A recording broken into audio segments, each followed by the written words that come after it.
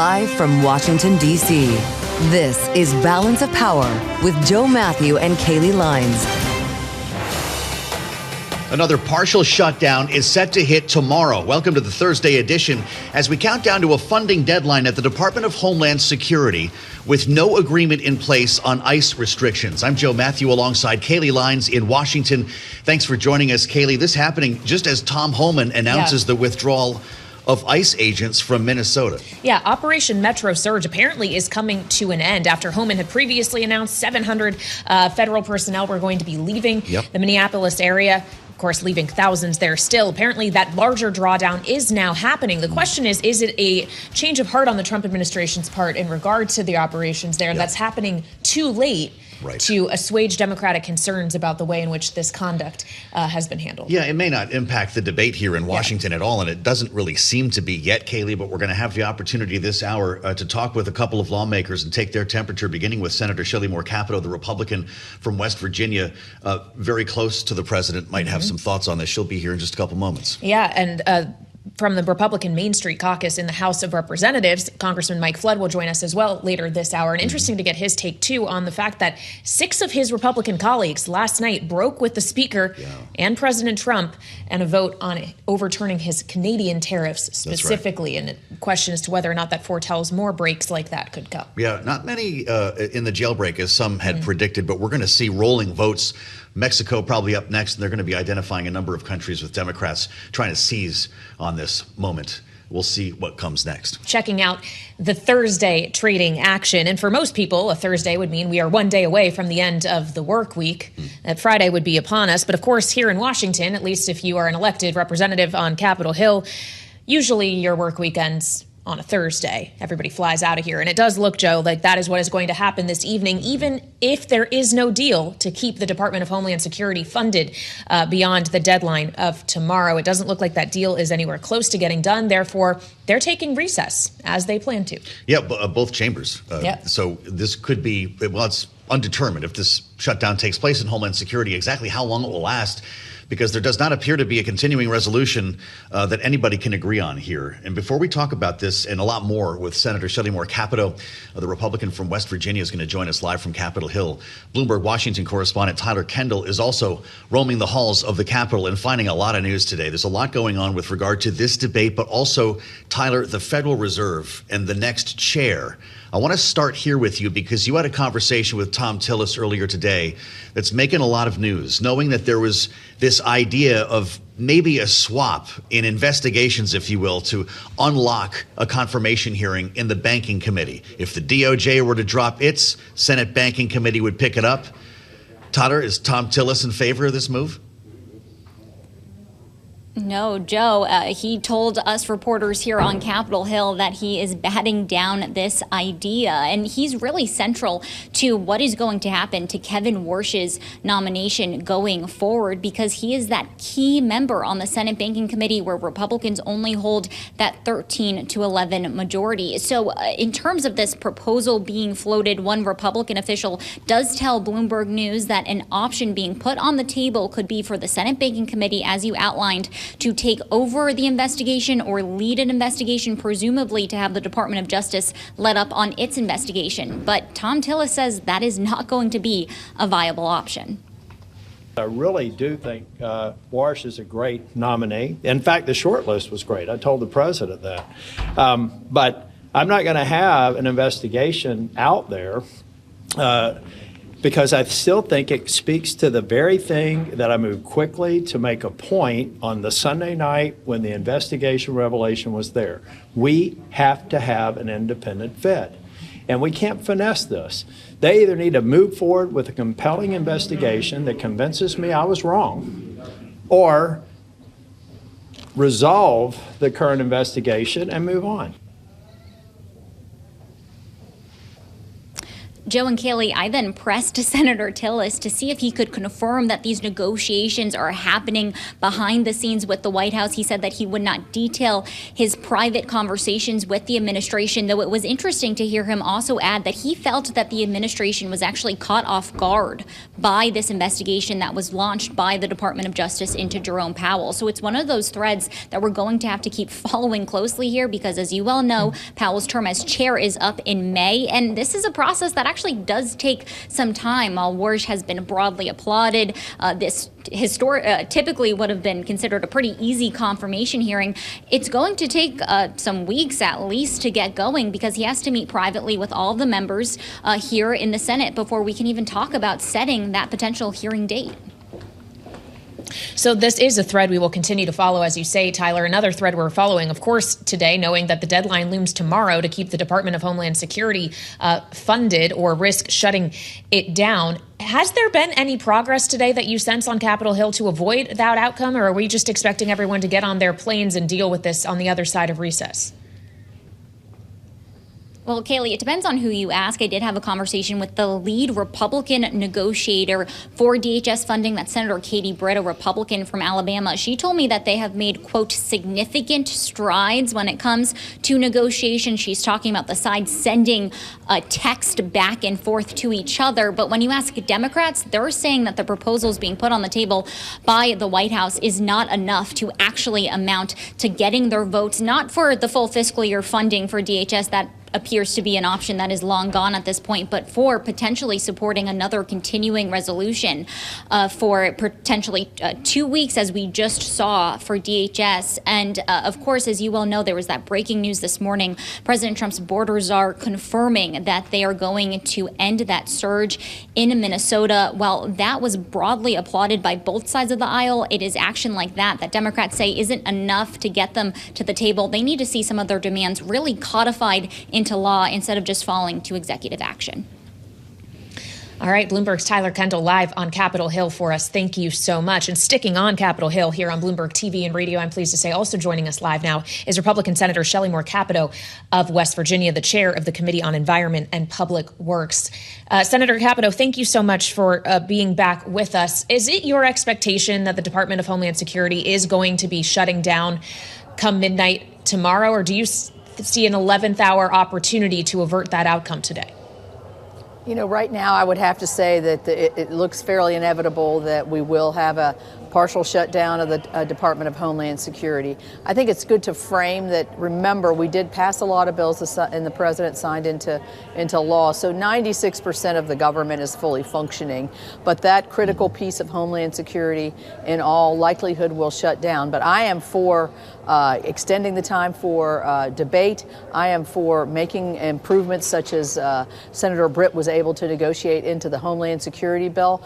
We need to move beyond this and make sure that our Coast Guard and our TSA and our Secret Service and our FEMA are all funded along with our Border Patrol and ICE. Senator, it's good to see you. I wonder your thoughts on this approach that some Democrats are taking in the House. Rosa DeLauro has a bill that would essentially strip ICE itself away from the other agencies under DHS, like the TSA, FEMA, the Coast Guard. If the House accomplished that, would that even be entertained in the Senate? You know, I don't think that's a good strategy. We've got to look at Homeland Security in the whole. It is important that we have internal enforcement of our not just immigration laws, but our ability to work with cities and counties and states to be able to remove people that have been adjudicated and are under deportation orders. And that's what ICE does.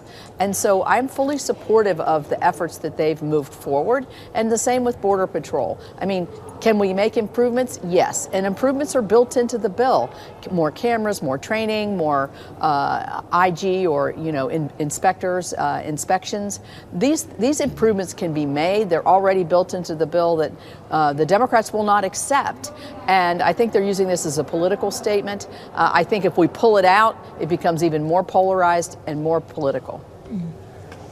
Well, as we consider the politicization of the ICE issue specifically, it of course has been a focal or the focal point of that has been in Minnesota and Minneapolis, specifically in the aftermath of the two U.S. citizens who were killed. We learned from Tom Homan, the border czar, today that they are going to be drawing down Operation Metro Surge in Minnesota. Let's take a listen to what Mr. Homan said earlier.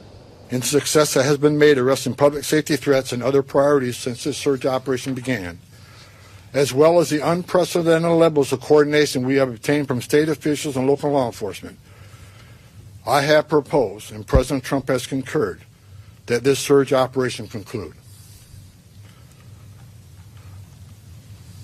A significant drawdown has already been underway this week and will continue to the next week. So if we are at the conclusion of this operation, Senator, with the benefit of hindsight, did the operation surge too far?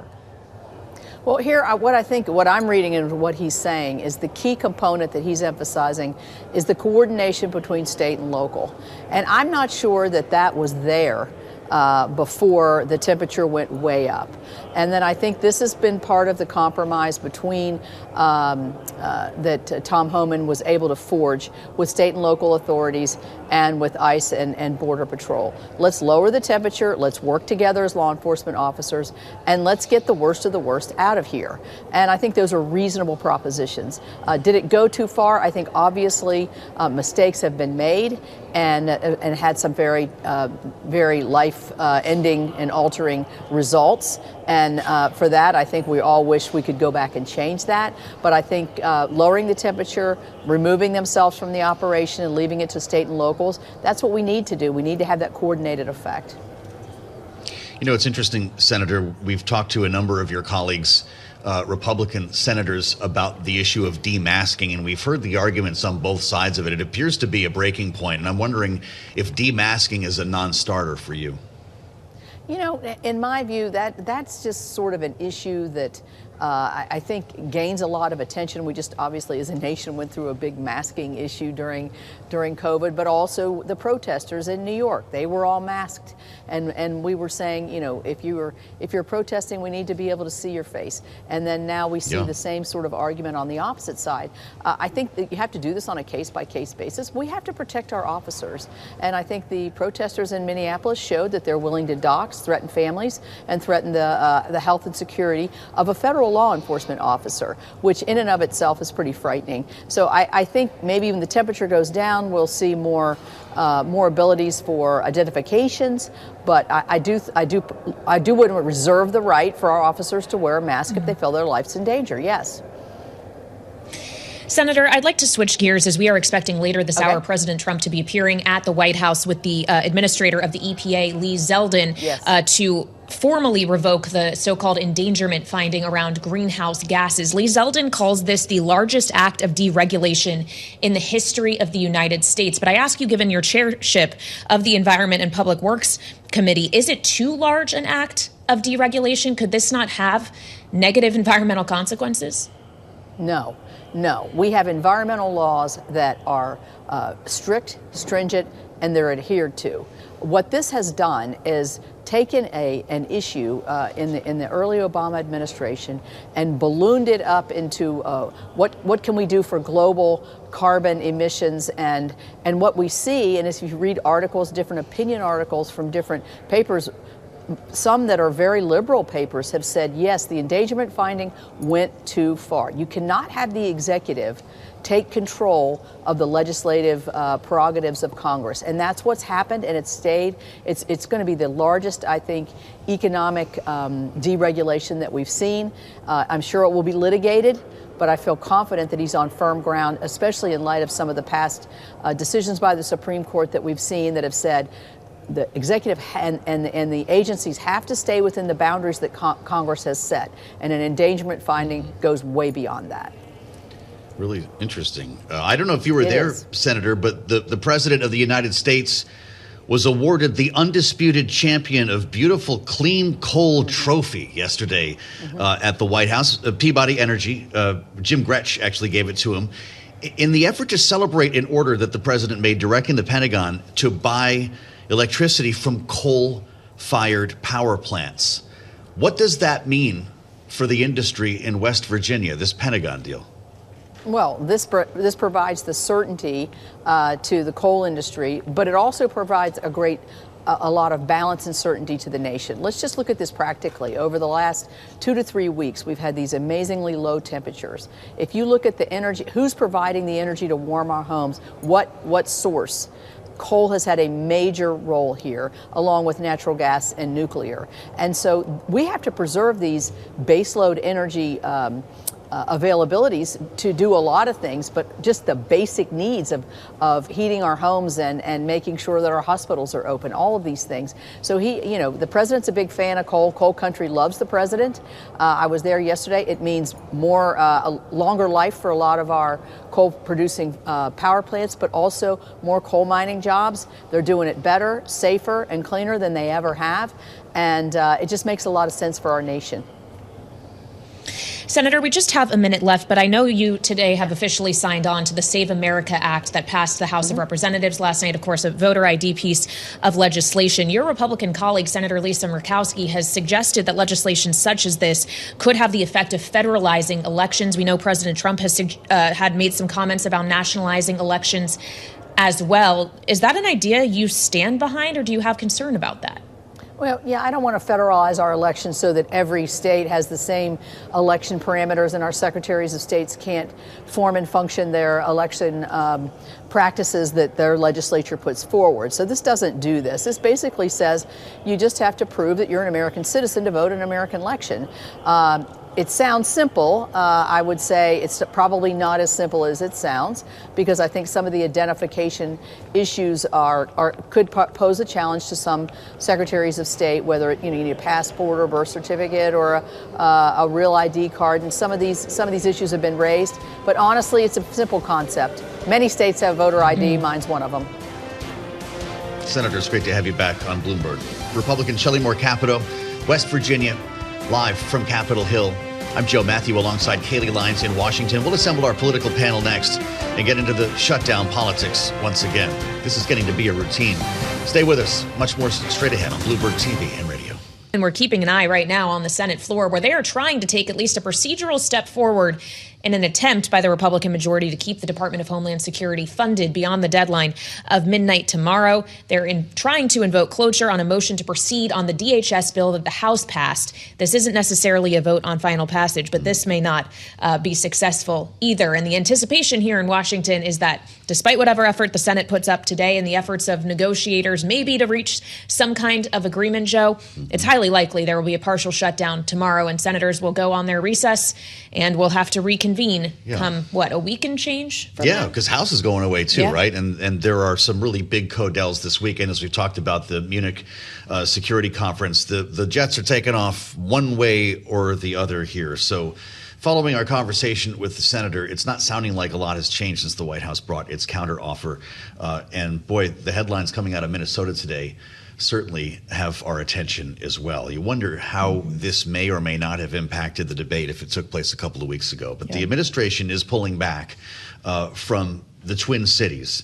Tom Homan announcing earlier today that ICE agents are coming out of the city. It was 700 removed a couple of weeks ago, remembering there were still a couple of thousand agents at work, more than 2,000, and they are now decamping, which we want to talk about with our political panel. Both of these stories collide in an interesting way. Bloomberg Politics contributor Rick Davis is with us, Republican strategist and partner at Stonecourt Capital, alongside Doug Farrar, principal at Maywood Strategies, former senior advisor to FTC Commissioner Lena Khan. Rick, what do you think of the move from Homan today? And with some time, if we see the temperature come down, as Senator Capito said, in Minneapolis, will that start to creep into the debate here in Washington?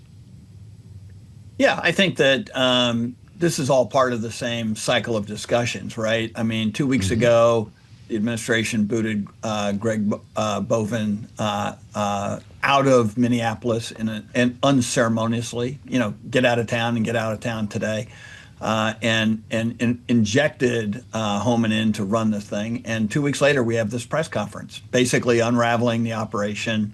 What do they call it? Operation Metro Surge. Well, they're not surging anymore. They're getting out.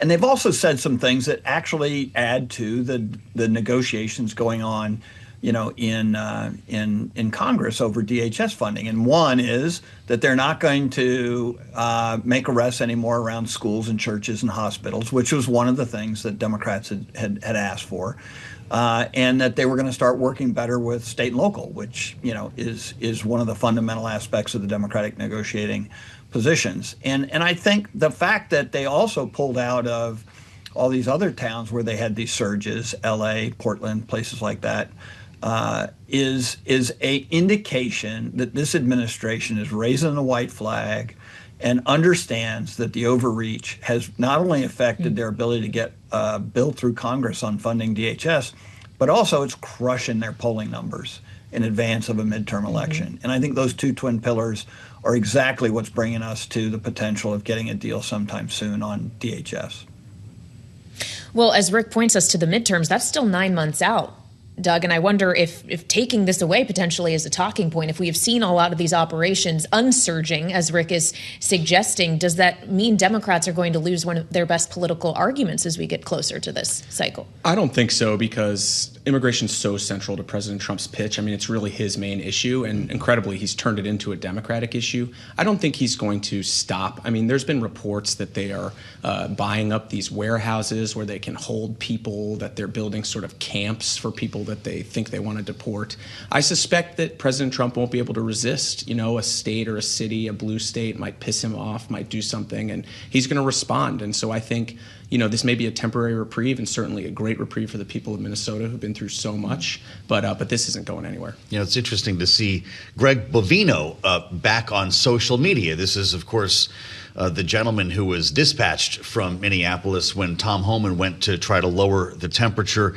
Back on X, replying to posts as we read, including one from the governor of Illinois, J.B. Pritzker, who is calling for Bovino to be fired. Quote, "Perhaps we could meet for a sugar-free slice of heirloom apple pie on me," he writes. So the online trolling has not ended here, Rick, and I wonder if we should be looking at this action in Minneapolis in isolation, or if this is going to be what takes place around the country when you've got Bovino and others still ready to surge. Yeah, first, my apologies to Greg Bovino. I think I call him Greg Bovine, and I didn't mean to imply that he was a cow or anything. My mistake. Duly noted. And secondarily, look, I think this is an issue in transition, right? I mean, I think the administration came out all guns blazing. For 1 year, we saw nothing but chaos on the streets of blue cities around America, and it was only a few months ago that we had the military dispatched to L.A. And so like this constant increase in anxiety and tempo of the administration's efforts actually didn't work. I mean, we spoke the other day about the fact that even today, only a small portion of the 400,000 people arrested, which, by the way, was less than the last year of the Biden administration, were hardened criminals. And so there's all this, discussion amongst Republican ranks like, hey, we've spent billions of dollars. We've created a political mess around the country. Our image is tarnished by this, and we actually aren't getting what we wanted to get done. And so I do think there's a lot going on inside the White House. I can't imagine what the conversations are with Stephen Miller these days, because this was his strategy to basically occupy blue America, with ICE agents, and looks like that's not happening anymore. And so we'll see. Doug's right. You never can tell what's going to happen in this administration. But I think as you see this thing deconflict, one, it is good for the country, but two, it gives us a chance to sort of have a conversation about what is the right approach to immigration, because what's currently happening isn't being supported by the American people. Well, as we consider, you never know what's going to happen with this administration. You also never know what's going to happen in terms of the revolving door of arrivals and departures within it, Doug. And given your former purview at the FTC, I do want to ask you about the news we got today that the top antitrust official at the Department of Justice, Abigail Slater, has resigned. We understand a resignation that came at the request of the White House. What does her departure signal to you about the current M&A questions that are underway or being considered by the DOJ, and what the path forward is going to look like in her absence? Well, Gail's firing is a story of just dysfunction and corruption that's going on in this administration. I mean, almost immediately after she came in, there was reports that she was being sidelined by highly paid lobbyists who have really good access to Bondi and Trump, HP, Juniper being the case. And since then, basically, she's not been in charge, and she's been a dead woman walking. The lobbyists, Mike Davis and others, take a lot of money from these companies to get their mergers through. And frankly, it's sort of Banana Republic stuff here. And so I think what I'm watching is, what does J.D. Vance do? Because Gail Slater was J.D. Vance's senior economic advisor. And J.D. Vance, like a year ago, was a populist warrior focused on big tech enforcement. So where is he on this, and how much does this drag him down in his political ambitions to sort of abandon his top staffer in such an ugly way? We're all old enough to remember J.D. Vance as a fan of Lena Khan, I believe. That, by the way, was a 78-19 vote in which she was confirmed. You call it a firing. Rick Davis, the statement from Slater says, "It is with great sadness and abiding hope that I leave my role." What do you make of this move? And does this usher in the animal spirits that everybody was talking about when President Trump came back in the White House? Yeah, wow, that's a lot. First of all, when in doubt, blame it on the lobbyists. This administration came in with a lot of energy and activity around the idea that you were going to go after big corporations, and so at the end of the day, that's just not been happening. And if anything, there's been this big hug of the Silicon Valley and that kind of thing. So it'll be interesting to see whether or not this administration can change course and go back to where J.D. Vance was versus where Donald Trump has put him. Democrats are seeing this as a huge gain for them. They had a base around the country for protecting small business and things like that, and they lost that mojo. And Doug has written eloquently about this. But they need an opening to create a rallying call around that, and maybe this is the kind of thing that will generate that kind of response. I think we may have seen an appearance of a Rick Davis grandchild just now on Bloomberg TV. I think you're opening the door, Rick, for me to bring baby boy on the show at some point and make an appearance. Just quickly on the animal spirits. I love that. Just finally, Doug, in our last minute here, on the animal spirits notion. Should we expect that this is like, if you want to get a merger done, now is your window of opportunity to strike? Yeah.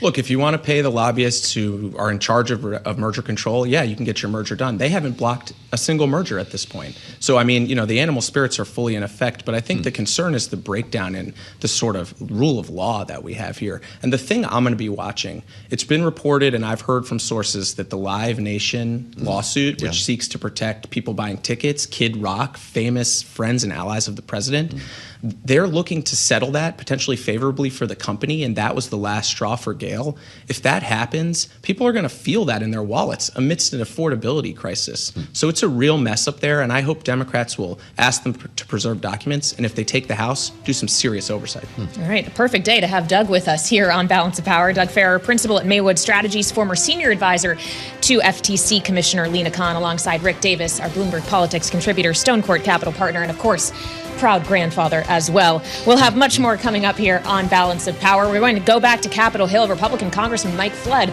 of the Main Street Caucus will be with us next on the other side of this break on Bloomberg TV and radio. This is the Thursday edition of Balance of Power, with important votes happening right now on Capitol Hill as the Senate follows on the House in voting for this DHS funding package that is expected to fail. It's looking like, as they go through the procedural motions here, this is kind of inevitable, as we discussed with Senator Shelley Capito. There is one idea here. Before we bring in Congressman Mike Flood, we're going to hear from a Republican point of view here. The gentleman from Nebraska will give us his take on this. Still in town here. There's still a chance. There was a piece of legislation that emerged in the House yesterday, Democrat Rosa DeLauro put forth, that would essentially take ICE away from the other agencies, separate it from everything else under DHS. That includes the agencies we've been talking about, FEMA, the Coast Guard, the TSA, and handle ICE on its own, knowing that ICE was well funded in the big, beautiful bill. Wouldn't that solve this right now? We asked a member of the Democratic leadership, chair of the Democratic caucus in the House, Pete Aguilar. Here's what he said. ICE and CBP and the Secretary's office, we have huge concerns about their leadership, about their direction, and about their continuous terrorizing of our communities. And that's something that we should continue to have disagreements about and work through. And if our Republican colleagues meet with us about that, then that's something we can talk about. But that doesn't mean that we should have these other entities within government lapse in funding. Rosa DeLauro put out a bill that would do just that. I haven't heard anything from our Republican colleagues about it. Well, so let's ask one of his Republican colleagues. Republican Congressman Mike Flood of Nebraska is here with us in our Washington, D.C. studio on Bloomberg TV and radio. Congressman, good to see you, as always. When we consider this notion, and obviously it probably is too late for today, as you've taken your last votes before recess, could this be the solution upon your return? Well, for the record, if they pass something, I'm still in Washington. I could be there. I could be the first vote for that. Because I knew I was coming on here. But, hey, we've already done this once as the House. We've passed all 12 bills. We funded DHS. The one big, beautiful bill funded DHS. Mm-hmm. That's the big fallacy here, is that Democrats have sold their base on the fact that they are holding the line on ICE. ICE is funded until 2029. Mm-hmm. What's not funded when this goes down is TSA, Coast Guard, the folks that work at the Federal Emergency Management Agency. That's why you see Ranking Member Rosa DeLauro doing some fancy footwork to kind of carve it out and put it somewhere else. Listen, if we're up to them, there would be very limited, if any, immigration enforcement at all. So let's not think that this is a play that is rooted in any kind of real strategy. It's just to show their base, hey, we don't support what ICE is doing. So here we go again. I guess this will be, 12:01 a.m. Saturday. I guess the question is, for how long? TSA will start missing paychecks, I believe, the beginning of March. Is that kind of your expectation? That's the pressure point that ends this standoff? I think it usually does. Sadly, I think this could go for a while. Yeah. The Democrats, their base wants them to be very tough, very out there. You see Gavin Newsom using the F-bomb, when he's challenging another state's governor. That's the attitude over there. And that's what we see in our communities. The Democrats, their base, they are very invested in protesting. I fear this could go for a while. It's not going to impede or impair ICE enforcement. It's really just going to hurt the TSA agents, the FEMA folks, and the Coast Guard. When we consider ICE enforcement, though, and the announcement we got from the border czar, Tom Homan, that those operations, at least in Operation Metro Surge in Minnesota, are going to be now unwound, do you see that pullback as the right move in a moment where things got incredibly hot? I do, and I think Tom Homan and Governor Walz deserve a lot of credit for that. And in my opinion, here's what happened. The state and the municipal law enforcement, under the direction of the governor and the mayor, decided to be more cooperative with the federal enforcement under the direction of, in this case, Tom Homan.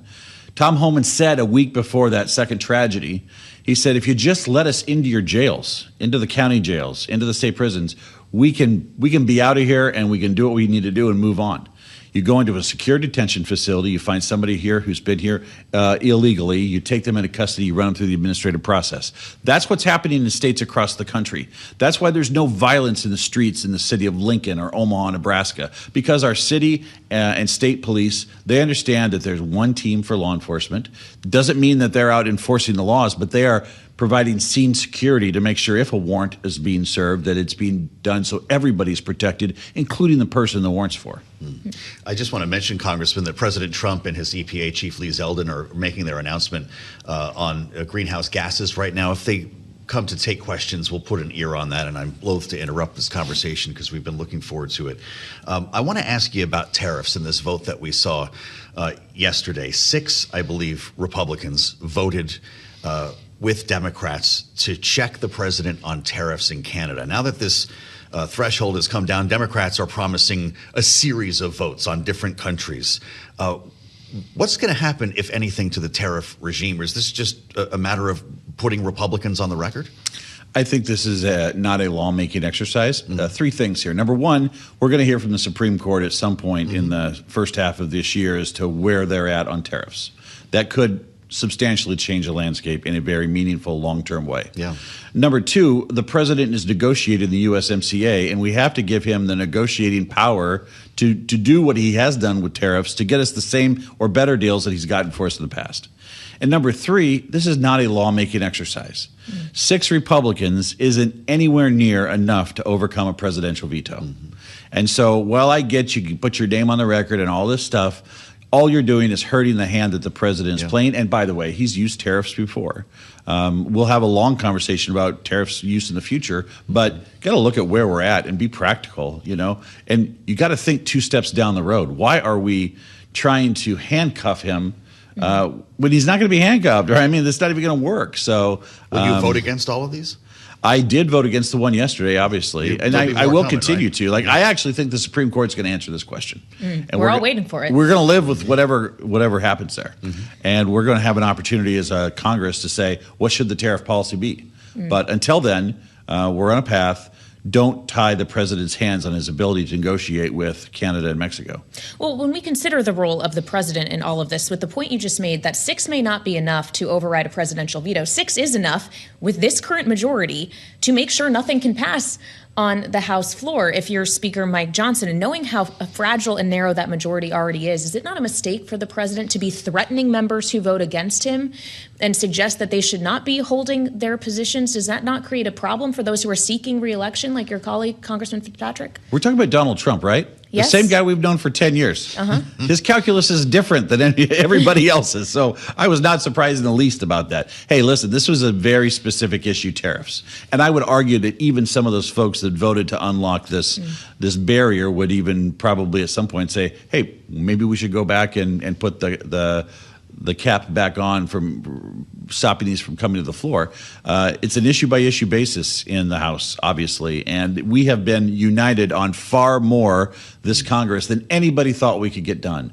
The one big beautiful bill, that alone, the fact that we passed 12 appropriations bills for the first time in over a decade to fund the government in regular order. It wasn't a backroom deal with the Speaker and the Minority Leader and the Senate Leader and the Dem Leader. It was done with all of us. So we have a record of getting things done in a tight majority. This was a one-off yesterday. But as the midterms get closer, for moderates specifically, is that not going to get harder to do, to get to 217, when some of these votes are going to be very politically tricky for these members? Yes. This is like a Rubik's Cube that's almost impossible to solve on any given day. But we do unite around a vision for the future of America. And by the way, we had 130,000 jobs announced today.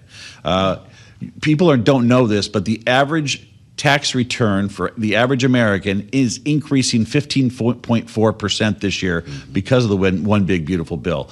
We are entering an era of economic growth. The results will speak for themselves. The American people are going to see where this economy is going. The American people are going to see GDP growth that was unthinkable under President Biden, and they will be better off by the time it comes to decide who should be their congressman or congresswoman. I'd love to talk to you as a member of the Financial Services Committee, because there's a discussion today on Capitol Hill about what your colleagues in the other chambers should do with a new Fed chair in the confirmation process. Tom Tillis has, of course, promised to block that until the DOJ investigation into Jay Powell is resolved. This idea, though, was floated that DOJ end its investigation, Senate banking pick it up, and do their own work here and proceed with a confirmation process. Tillis says he's not in favor of that. Do you think, though, that would be a good approach? It seemed reasonable. Yeah.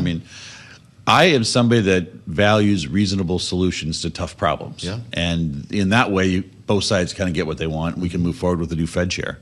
I am confident that the Senate will arrive finally confirming someone. This is a very, very important spot for our nation. Yeah. And some of the names that have been kind of floated out there are very impressive. So we are going a good direction.